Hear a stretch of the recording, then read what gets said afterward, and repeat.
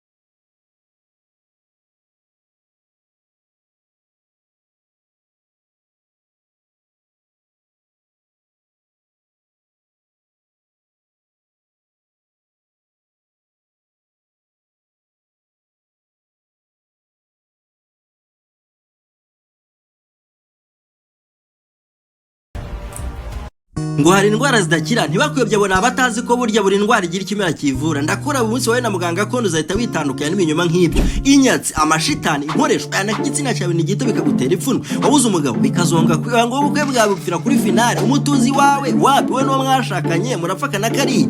Ntabe w'ibiyobyabwenge byabasa ukiyakira. Wabuze imihango irakubabaza. Ngo niyo ugiyemo wowe ntikama muganga gakondo gusanga aho uri hose. Baretse gato barakuroze nawe uratuza. Uretse n'ibihuherano amahembe na nyabingi ubwe ntiyongera kugutinyuka. Uruzi n'ikindi se utsirika no gukongora inyatsi na karande nibyo bintu biri simple. Reka da n'ikibwa arakigarura ko gufasha no kubona akazi ndagira nte. Urya kandi ntukeneye ibya mirenge ku ntenyo ngo ugire amagara mazima. Umwijima wakuzonze, diabete na amibe nabyo ukundi utuwo ninde. Numwe rukumbi mu Rwanda kandi ujya kumugana binga no gutetesha amagara yawe. Nibyo rwose ubuvuzi gakondo bushingiye kumera bugira isoko imwe rukumbi kwa muganga gakondo ukora mu mujyi wa Musanze. Singutinze kandi nimero niyo uba hanze. Ibyo si ikibazo ko DHL burya yazigi oya winshimira ahubwo uzishimire kubanguka. Until next time. Icya kabiri dukora burya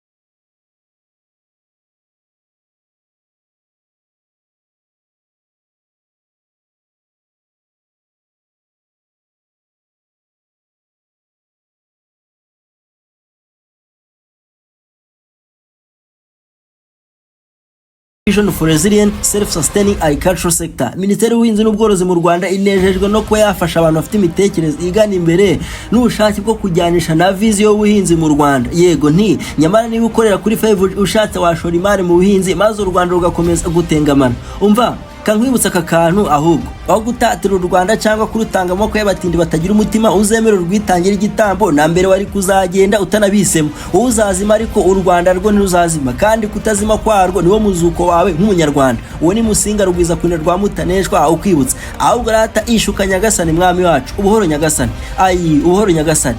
Until next time.